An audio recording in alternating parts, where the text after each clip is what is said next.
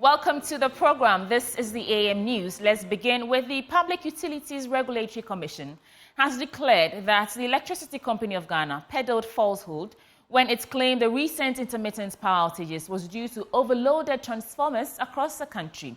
The ECG has always insisted the recent power outages is not doom so, but challenges with faulty transformers, explaining they were on a nationwide drive to repair those transformers. But in its latest regulatory order directed at the ECG, PURC says its analysis of data submitted by the ECG itself points to the fact that only 3 planned outages were related to transformers, and the outages were actually as a result of load management operations undertaken by Gridco. Listen to Managing Director of the ECG, Samuel Dubik Mahama, as he tells Evans Mensah last month about these claims of overloaded transformers. Thing is intact, and our customers are enjoying a very stable power supply as we speak. As you know, we distribute what we get. So from the upstream, when there are any disturbances from the upstream, it actually affects our job on the downstream side. At the beginning of every year, there's some maintenance that comes into play. I remember very well somewhere last year, it was Ghana Gas that had to shut down for some maintenance, and we had to make preparation for the purchase of some liquid fuels to keep the power up. This year, what we have suffered is mostly on the low voltage side, which has to do with ECG. Especially in the Ashanti region area, we had a lot of underground cables exploding due to the heat that we've experienced over this period. What then happened was these underground cables are of high voltage, so we had to replace some of them. And when you're trying to replace them, by the time you realize you get to a place, there's a building on the underground cable. So you now need to have to rework and rewire your whole plan to see how you can join it through a different spot. On the other side, we have been experiencing a lot of overloads on a lot of our transformers within lots and lots of localities. I have always said that the next big conversation that we are going to be having, saying there's doom so, there's doom so. The doom so that we are going to experience is not going to be on the side of, let's say, lack of generation, but what we are experiencing now is mostly on overloads. At peak, we have come to realize that a lot of our, a lot of our transformers have a lot of customers on them, more than what we have prescribed. Going through our system, there's a required way of doing it. We actually do 10 of the transformer before customers are loaded. But when you check through our SCADA systems, you don't even find out when those transformers were turned off for people to be loaded. I say this because if it hadn't been for the issues that we experienced in Somenya and in Krobola and with our customers, we wouldn't have even known that local electricians had a way of onboarding people onto transformers without our knowledge. Meanwhile, some members of the public have expressed support for the PURC's decision to impose a fine of 5.8 million Ghana cedis on board members of the ECG for its failure or refusal to publish a load management timetable. To me, I think it is fair because it's your responsibility and you fail to do it. And it's like they've been partial to you and they've given you a fine to pay. So I think it's fair. A lot of people's things have been spoiled. The fine that they are supposed to pay, I don't think it can make up for the things that they've spoiled. But since that it's legal, they've been legally fined, I think it's good. It's good because it's like they are giving justice to those whose things have been spoiled. Yeah. I want to ask ECG, the prepaid and then the postpaid that we've been paying, what do they use the money for? Because we've been buying prepaid, and here is the case, our lights normally go so there is light off. So what do they use the money for? What brought about the debts? It's fair, they should pay, because yes, they should pay, and then they should involve us. They should pay, they should give us light, but they should pay, because the lights and the people we've been buying, what do they use the money for? If they had used the money wise, there wouldn't be any debts. I feel like it's fair, yeah, because they're supposed to publish the schedule out and they didn't do that, so they have to pay that to compensate what they've done, like what they didn't do. Let me put it that way. I think it's fair they pay that money, because if I said they should add some, that means it will, come from us. We are buying the prepaid. Yeah, so that's how it goes. So it's okay for them for now, yeah. It would be good for them to add some because they are punishing us a lot. Okay. I think they have to add some to it. They will pay. The thing that they do, man, I don't understand them. So it will have some. They pay, yes.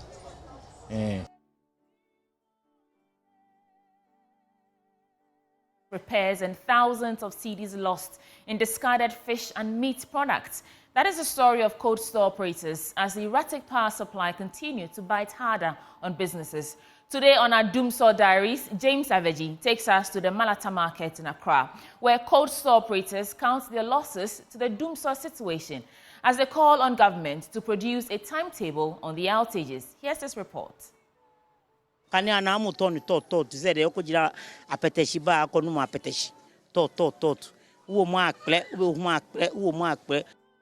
Malata market in Accra to explore the Doomsaw diary of operators of frozen food shops, your popular cold stores.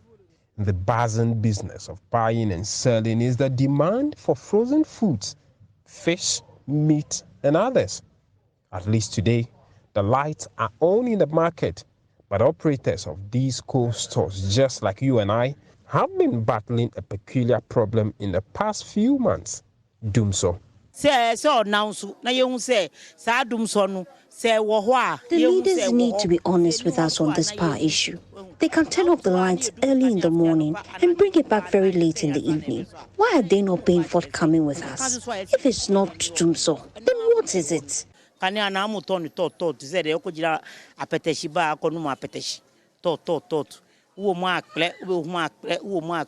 Chocho, one of the owners of the cold stores here, tells me on several occasions he has had to dispose of some which went bad because of the unstable power supply. The cost of the fish has also gone up. The ones we used to buy for 100 cedis now sells for between 400 to 600 cedis. The moment the fish becomes tender, no one wants to buy them. We are usually left with no option than to dispose of the cold foods that have gone bad. We are pleading with government to resolve the power crisis. Another trader, Aja, says 3 weeks ago, when the Doomsaw became intense, tens of cartons of fish and meat products in his cold room went bad, running into loss of thousands of cedis.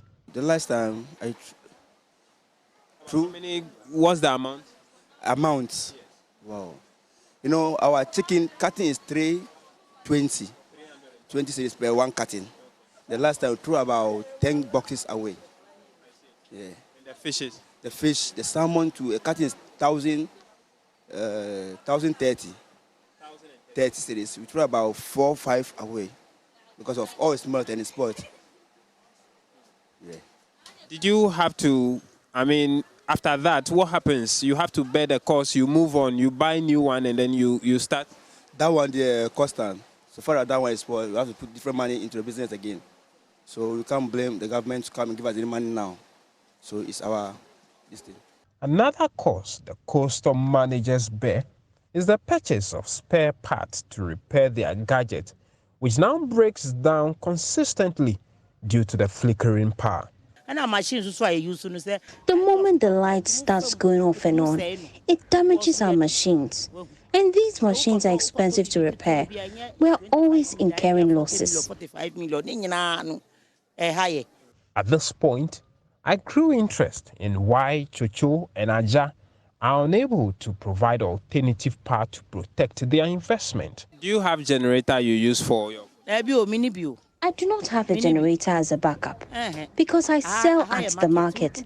It is an open space. The noise from the generator will disturb traders and customers.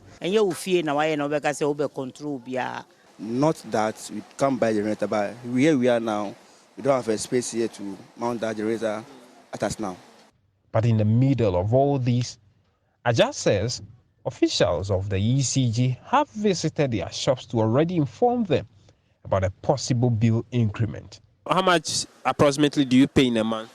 This is prepaid. This is prepaid? Yeah, and you can buy 1,500, 2,000. 1,500, 2,000 in a month? Yeah. Yeah. I mean, but we've seen some communications that the ECG is asking for more increment on the bill. Yeah, it's true. They even came here. They came here? Yeah. But our code room, if they break, we off it. In the even they on it. Yeah. I mean, if they increase the bill, but there is no doom saw or light out, would you be willing to pay? Oh, yeah. If there's no doom saw or light out, the business is going on, we can pay whatever we get. The two are united in the demand for a schedule to cut the loss. So no so be ya on now so ni obi an say e dum so na aba e san say first mama mre so no say dum so no wo ho hu na we de enye saa ukoka ye sin ye saa ukina kwa ye sin ye saa ubi so obi o say susu de bia dum so na wo na ha ye na sese ye nam sese ye niema nti mun kan kire ni say se ye panocho so no say dum so no e wo ho a aya o ma ye hua na o na so na o man ni nyina nti ni hu say dum so na e wo ho nti mun ma na so nti say se ye panocho. We are pleading with government to provide a Dumso timetable, as was done during John Mahama's regime. That's the least we can ask for. The war kakra na beton ade china kanya na be bansa na be kwa kofa na yakofa enu be boaye chain sisi amoye no. If there is a timetable about Dumso, we all know that by this day the lights will go off. You have to arrange yourself. You won't go and take plenty goods down before lights will go out. So you know what you take before the Dumso will come. They hope stakeholders, including the ECG, Gridco, and government, gives a listening ear to them and find solutions to rescue their businesses. From Malata Market here in Accra, James Kwesi Aveji on today's episode of Dumso Diaries for JoyNews.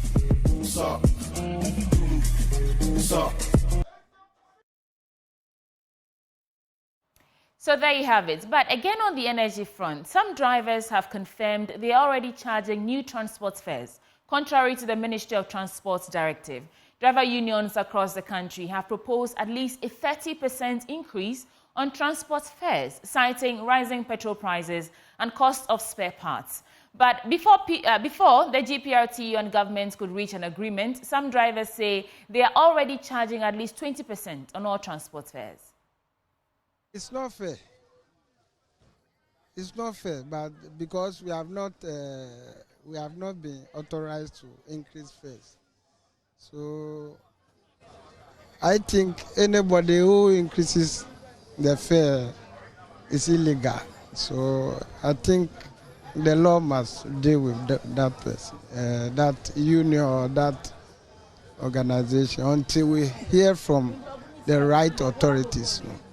They should give us some fine percentage so that we increase, because things have gone up. The petrol is high, the spare parts are also high. So our expectation is that they should give us a fair deal.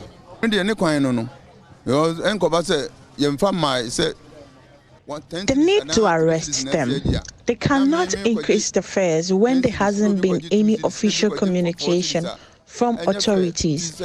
When it happens that way, there will be inconsistency in the system. Please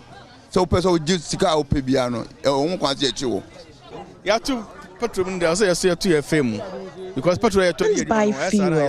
We can't buy spare parts. But your car owners will be expecting you to make huge sales to them.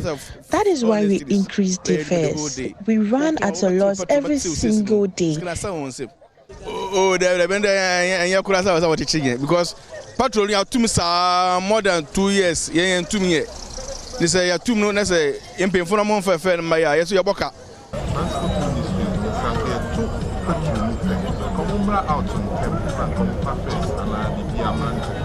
Because yes, drivers may be almost solid to fame. Yes, say and 2 years because the train transport ministry on the but see and common farmland because yes, drivers in so good here.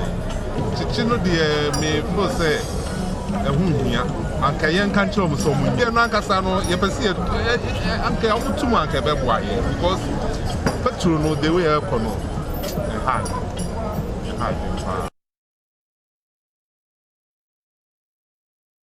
Away from that, the leader of Ghana Environmental Advocacy, Elizabeth Aluava, is demanding immediate actions by the traditional leaders in the Nzema enclave and other parts of the country to speak against the activities of irresponsible mining in their areas. According to her, some few children in the areas have died in pits left uncovered by illegal miners in the Nzema area, a situation she describes as unfortunate. These angry Nzema residents are unhappy about the rate at which illegal miners are causing destruction to forest and water bodies in their enclave. They mounted placards with different inscriptions preaching the disadvantage and health implications of illegal mining in the area. Elizabeth Aluava, leader of the Ghana Environmental Advocacy, a group of young people living in Nzema and other parts of the country, indicated at a press conference that almost all river bodies in the Nzema enclave of the western region have been polluted by illegal miners. She is unhappy security agencies in the country and political heads have refused to deal with the issue, and urging the traditional leaders in the Nzema area, who are their last hope, to take immediate actions to prevent these illegal miners. Irresponsible surface mining has destroyed our forests, land and rivers, and continues to pose an existential threat to us, cannot be overemphasized. At this point, even the only stranger in Jerusalem is aware of the risks we face. Why then can't we stand together with one voice and destroy this evil? So why then are we in Ghana, Nzemas, Wasas, Seshis, Ashantis, Fantis, Eves, Dagombes, etc.? Why are we running headlong to our death? Enough is enough. To send this message to our esteemed Nananom, who as custodians of the land are the last protectors of our lands, forests and rivers, that we cannot let this continue. Even if our political leaders have let us down, they, Nananom, are our last hope. According to her, many citizens in the country are now drinking and eating mercury and other harmful chemicals due to these irresponsible mining and diseases associated with these harmful chemicals in just herald of what's before our unborn generation. She added that already a few children in the area have died in pits left uncovered by illegal miners, a situation she described as unfortunate. Today, many of us in Egla, which is Jura, Nzema, Awawin, Seshi, Wasa, and Ashanti, are drinking mercury and lead-laden water. We are eating tubers, fruits, and fishes that have been contaminated with poisonous heavy metals. The resulting increase in diseases associated with mercury, lead, arsenic, and cyanide poisoning is just a herald to what will befall our unborn generations. Already, a few have died in open pits in our communities. 4 in Increment, 2 in Anya, and 1 in Telekubokazo. Do their deaths mean anything to you, Nanano? Our cocoa production has reduced, and whatever little we have left will soon be tagged as contaminated with heavy metals. Isn't that concerning enough? We demand action. We need action. We know the excellent work of some of our gallant traditional leaders. For JoyNews in Athalia Kwanza, Western Region. Now, in other stories, parliamentary candidate for Ebra Asebu Kwamankese, Felix Kwache Ofosu, has commissioned and upgraded 2 health facilities in the Ebra Asebu's Kwamankese constituency. The maternity wards of the health facilities had deteriorated, with the medical equipment of the facilities outdated. Speaking at the handing over of the facility, he expressed the hope that the facility, now furnished with modern equipment, will serve communities better. There's more in this report. I must emphasize that I got volunteers, some of them who were masons, carpenters, electricians, painters, who volunteered their skills. And it is through that effort that we are able to deliver this beautiful maternity ward that you are seeing.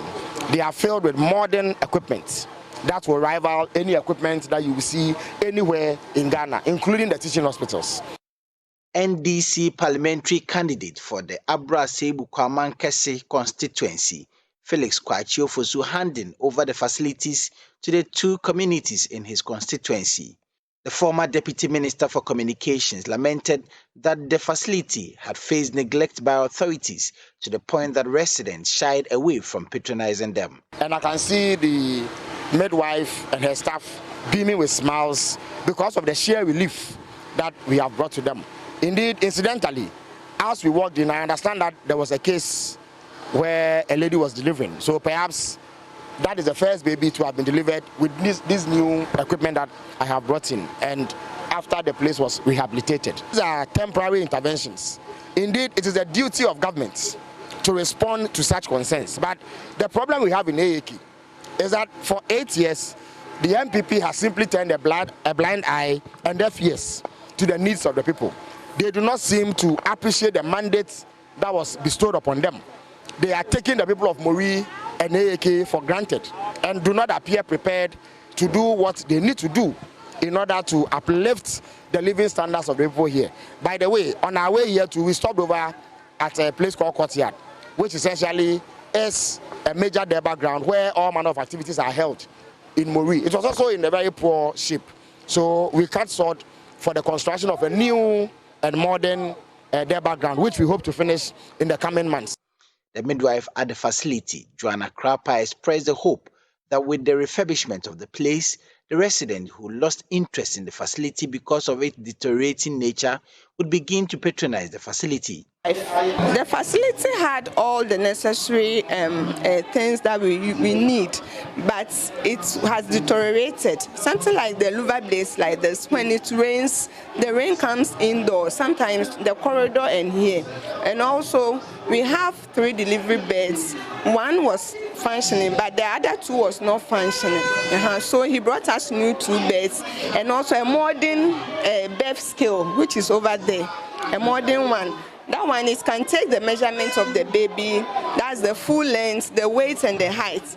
Previously, we have to use the manual way. We use the tape measure that the seamstress uses to measure for sewing dress. That is what we use for the babies. But now the one that we have, it can be used for the baby. The gesture was preceded by a float through the principal streets of the beneficiary communities, funded and organized by a former parliamentary aspirant of the Abra-Sebu Kwamankese constituency, Kweku Agri. Minority leader Dr. Kesiel Atoforsen and other NDC regional and national executives graced the events.